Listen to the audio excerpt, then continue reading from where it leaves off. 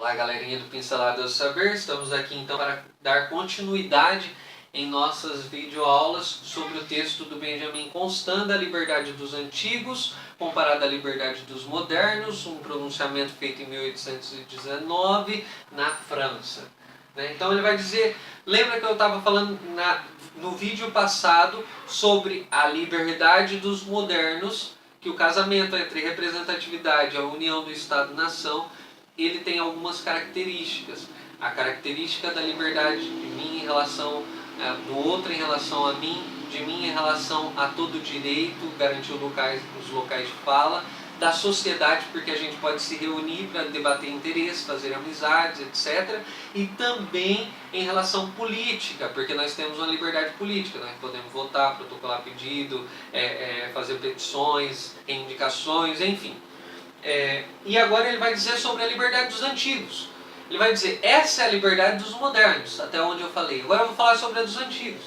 A liberdade dos antigos era exatamente o oposto a isso, porque não havia um alargamento do indivíduo, não havia nem a noção de indivíduo, não havia a pressuposição do paradigma de indivíduo, que é um conceito moderno. Então ele está dizendo para a gente, a liberdade dos antigos era justamente a submissão desse indivíduo à autoridade do todo. Lembra do vídeo que eu falei sobre Aristóteles, de que a frase que o todo prevalece sobre as partes, ela é uma frase aristotélica do livro A Política de Aristóteles? Então esse conceito de todo, de cosmos, que rege o mundo, que tem uma finalidade, que tem um propósito, que tem uma regularidade, vamos dizer assim, um funcionamento um tanto mecânico, esse conceito de todo é um conceito da Grécia Antiga, é o conceito do público se sobrepondo ao privado. E é mais ou menos o que ele está dizendo para a gente. Ele está dizendo que a sociedade antiga era a submissão do indivíduo à autoridade do todo.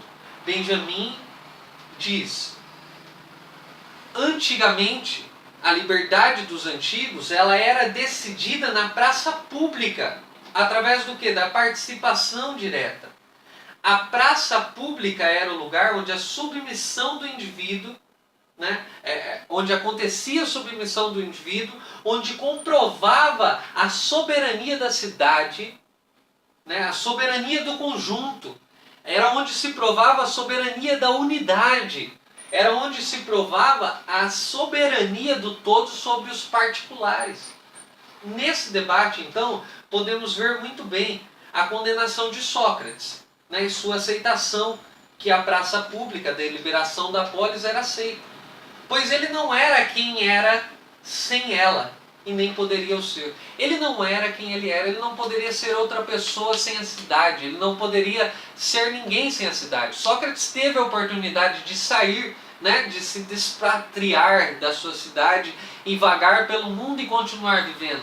Mas ele aceitou a condenação, porque o todo, a praça pública, a cidade, a polis, havia deliberado sobre ele que a condenação justa sobre ele era a morte. Então ele se submeteu, o indivíduo ele está se submetendo ao todo, ele está se colocando à disposição do todo, porque o todo deve prevalecer sobre as partes.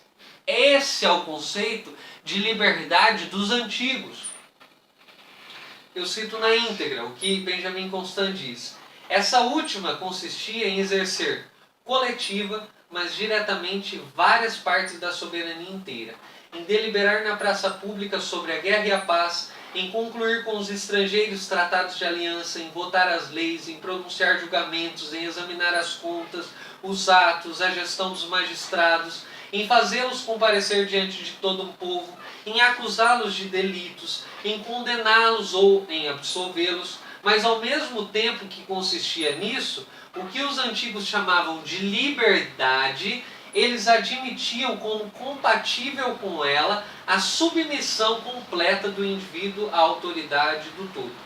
Ele cita a liberdade de culto, que é algo tão insignificante para nós, que é algo tão pontual, tão legitimado entre nós, que era algo que o governo se interpunha nos antigos, né? Até a própria condenação do próprio Sócrates foi porque você não adora os nossos deuses, né? O cidadão é uma realidade na liberdade dos antigos mais que o indivíduo. O cidadão, ou seja, aquele ser que é parte do coletivo, que é parte do todo, que é parte da polis, esse ser público, porque o cidadão é um ser público, esse ser, ele é soberano, ele tem autonomia, ele tem reivindicações. O indivíduo não. O indivíduo ele é limitado, ele é apequenado pelo sistema. O cidadão ele é grande porque ele é parte do todo coletivo. Se ele for um membro sem corpo, ele não é nada, ele não tem poder algum. E o indivíduo é simplesmente um membro sem corpo, né? Um membro sem a sociedade. Então, há no discurso de Benjamin um elogio a Atenas, pois de todos os povos antigos, ela foi a que mais se pareceu com as nações modernas. Quanto mais fechadas são as repúblicas e as organizações políticas, mais belicoso se torna esse Estado. Essa é a denúncia da realidade dos antigos. Segurança, independência e existência era comprada pelo preço da guerra. Olha que loucura! Para o Rousseau, que é usado por Robespierre na Revolução Francesa, Atenas é a sociedade da vaidade, da opulência, não é mesmo? É a sociedade do esbanjar, é a sociedade da futilidade, vamos dizer assim. Para Benjamin, não. Para Benjamin Constant, Atenas é a sociedade que mais estava à frente do seu tempo, que mais pôde se parecer com a sociedade e ter a noção do conceito, da ideia de liberdade que nós modernos temos hoje. Então ele vai dizer para a gente, quanto mais fechadas são as repúblicas, ou seja, quanto mais fechadas são as organizações políticas, quanto mais ênfase se dá ao todo, ao coletivo, à coletividade, quanto mais ênfase se dá ao público, mais belicoso se torna esse Estado.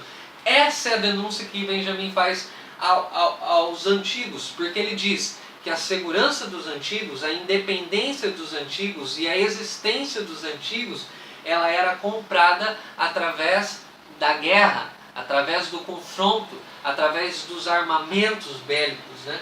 Então ele vai dizer, mesmo a divisão da Europa em vários estados é graças ao progresso do saber mais aparente do que o real. Me parece que em alguma medida o autor está apontando que a fragmentação, olha só que interessante, a fragmentação do mundo moderno é fruto de uma evolução do saber, de uma sabedoria mais elevada, e a unidade dos antigos está obsoleta e inferior nesse debate.